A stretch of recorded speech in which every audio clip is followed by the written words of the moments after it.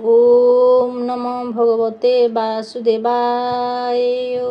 सप्तदशोऽध्याय। श्रीसुतोवाच। कहन्ति सुत सुध मने शुण सकल मुनिजने।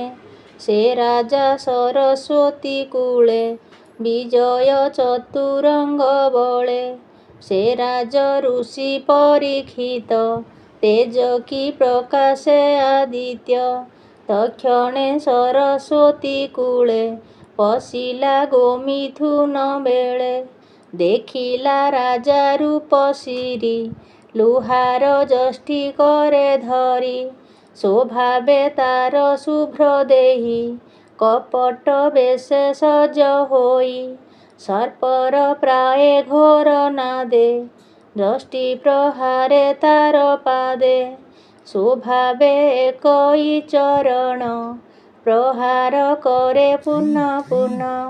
तार प्रहारे से विकले लोचनु अश्रुजल गले।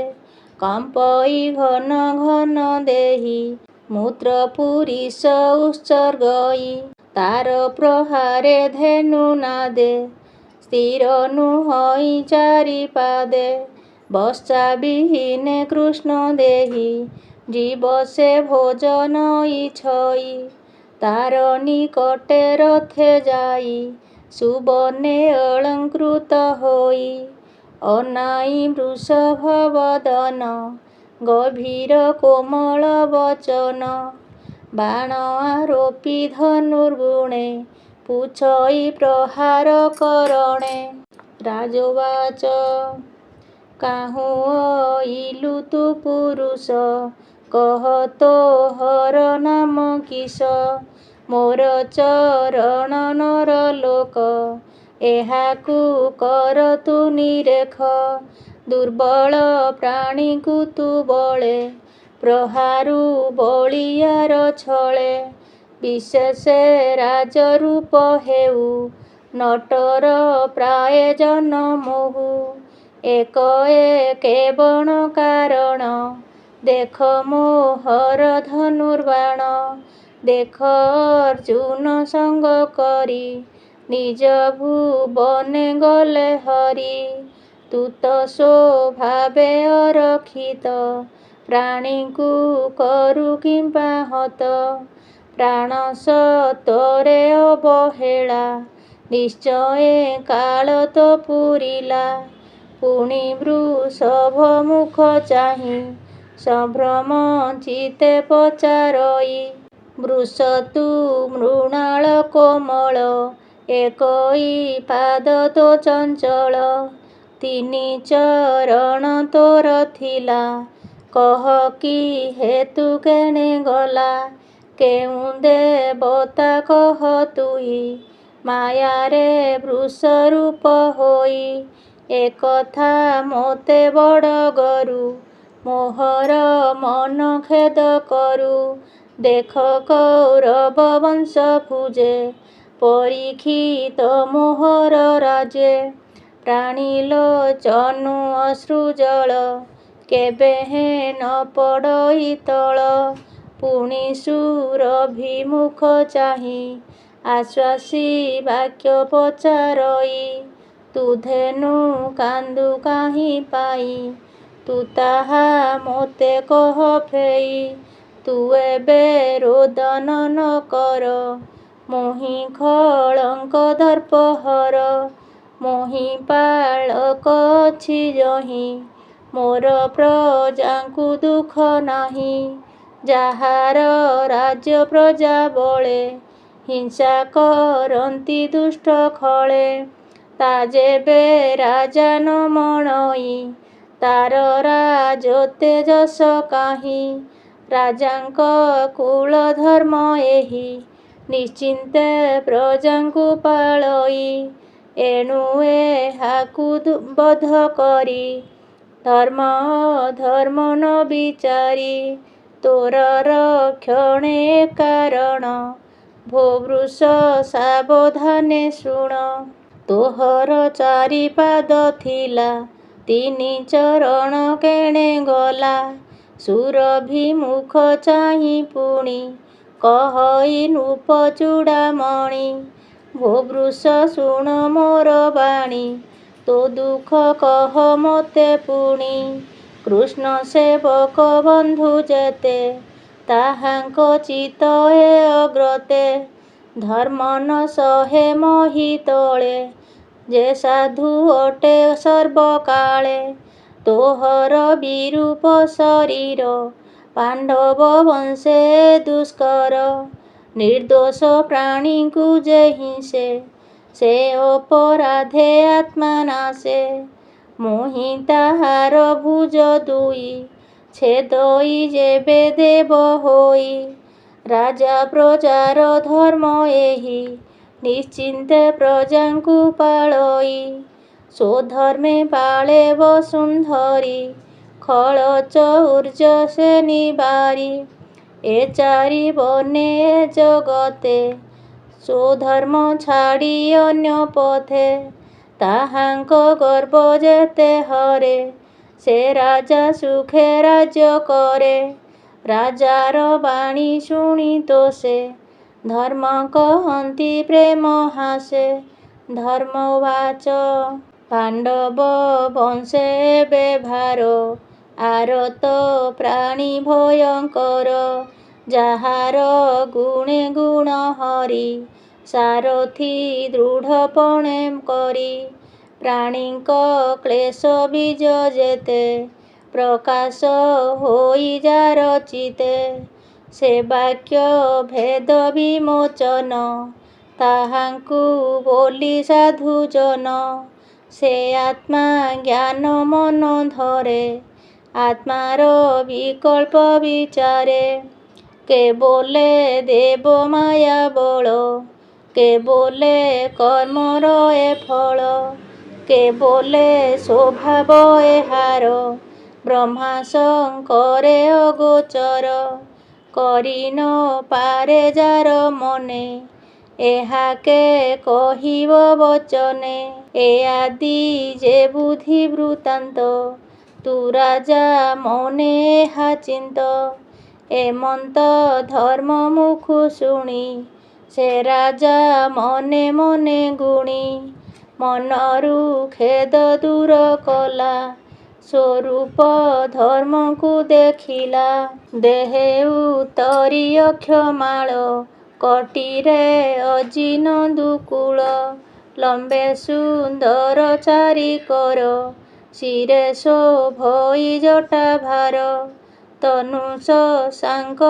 ବପୁ ଗଞ୍ଜେ ଶ୍ରୀବତ୍ସ ଚିହ୍ନ ହୃଦେ ସାଜେ ଯେସନେ ତଡ଼ିତ ତରାସ ରାଜା ଦେଖିଲା ସୁପ୍ରକାଶ ରାଜାଙ୍କୁ ସ୍ୱରୂପ ଦେଖାଇ ସେ ବୃଷ ଭଗ୍ନ ପାଦେ ରହି ସେ ରାଜା ଦେଖି ନିଜ ରୂପେ ଚିତେ ପ୍ରକାଶେ ଜ୍ଞାନ ଦୀପ କପାଳେ ଦେଇବେନି କର ଧର୍ମକୁ କହେ ନୃପବର ରାଜବାଚ ଭୋ ଧର୍ମ କର୍ମ କଥା କହୁ ଧର୍ମେ ବୃଷଭ ରୂପ ବହୁ ଧର୍ମ ଅଧର୍ମ ଯେ ବା କରେ ସେ ପ୍ରାଣୀ ଜୀବ ଥାଉ ମରେ ମାୟା ଦେଖ ମାୟାର ବ୍ୟଗ୍ର ଗତି କେ ଜାଣି ପାରେ ଚିତେ ଚିନ୍ତି ମନ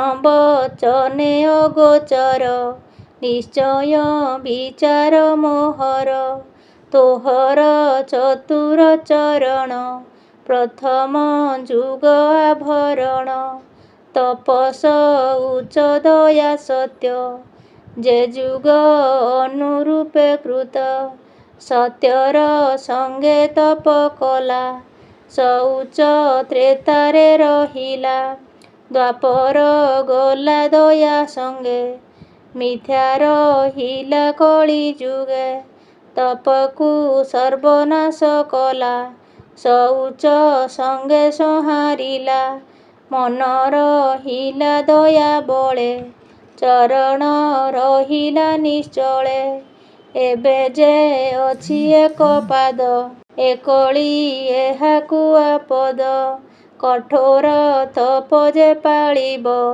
ସେ ପ୍ରାଣୀ କୃଷ୍ଣଙ୍କୁ ପାଇବ। ସେ ସତ୍ୟ ଯୁଗ ସତ୍ୟ ଭାବ, ଏ କଳି ଅନ୍ତେ ପ୍ରକାଶିବ। ଏ ଭୂମି ଭରା ଭର ହରି, ଏ ଭୂମି ଭାରା ଭର ହରି। ଶ୍ରୀକୃଷ୍ଣ ଗଲେ ଅପସରି, କୃଷ୍ଣର ପାଦ ପଦ୍ମ ରେଖ। ଯେତେ କୃତ୍ୟ କୌତୁକ, ପବିତ୍ର ସୁନ୍ଦର ଶରୀର। ଦେଖିଆ ନନ୍ଦ ସୁର ନର, ସେ ହରି ଛାଡ଼ିଗଲେ ଯେବେ। ଦେଖ ଏହାର ଦୁଃଖ ଏବେ। ଦୁର୍ଭାଗୀ ପ୍ରାୟ ଅଧୋମୁଖୀ, କାନ୍ଦଇ ଅତି ଦୁଃଖେ ଦୁଃଖୀ। ପାପିଷ୍ଠ କ୍ଷୁଦ୍ର ଜ୍ଞାତି ଯେତେ, ସର୍ବେ ଭୁଞ୍ଜିବେ ମିଳି ମୋତେ। ଏ ରୂପେ ଧର୍ମ ବସୁନ୍ଧରି, ବାକ୍ୟ ବୋଧନେ ବଶ କରି। ତୀକ୍ଷ୍ଣ ଖଡ଼ଗ ଧରି ହସ୍ତେ, ପିଲା କଳିର ଗ୍ରତେ। ଅଧର୍ମ ହେତୁ ବଳେ ମାରି, ମୁହିଁ ପାଳିବି ବସୁନ୍ଧରି। ଏମନ୍ତ ଶୁଣି ତା ବଚନ, ପଡ଼ିଲା ନୃପତି ଚରଣ। ପ୍ରାଣ କାତର ଉଦ୍ବେଗେ, ପଡ଼ିଲା ରାଜା ପାଦ ଯୁଗେ। ସେ କଳି ପ୍ରାଣର ବିକଳେ, ପାଦେ ପଡ଼ିଲା ଯେତେବେଳେ। ସେ କଳି ପ୍ରାଣର ବିକଳେ, ପାଦେ ପଡ଼ିଲା ସେତେବେଳେ। ଦେଖିଣ କଳିର ବିକଳ, ସ୍ୱଭାବେ ମେଦିନୀ ବତ୍ସଳ। ତାର ବିକଳ ମୁଖ ଦେଖି, ଖଡ଼ଗ ଭୁଜେ ଊର୍ଦ୍ଧ୍ୱେ ରଖି। ଦଶନ ଛନ୍ଦି ଉଷ୍ଟେ ଧରି, କଳି କି କହେ ରୋଷ ଭରି। ପରୀକ୍ଷିତ ଉବାଚ, ତୁ ଯେ ଅଞ୍ଜଳି ଶିରେ ଧରି, ପାଦେ ପଡ଼ିଲୁ ଭୟ କରି। ଅର୍ଜୁନ ବଂଶେ ଜନ୍ମ ଏତେ, ତାହାକୁ ଭଜୁ ନାହିଁ ଚିତେ। ଅଧର୍ମ ବନ୍ଧୁ ତୁ ସ୍ୱଭାବେ, ମୋର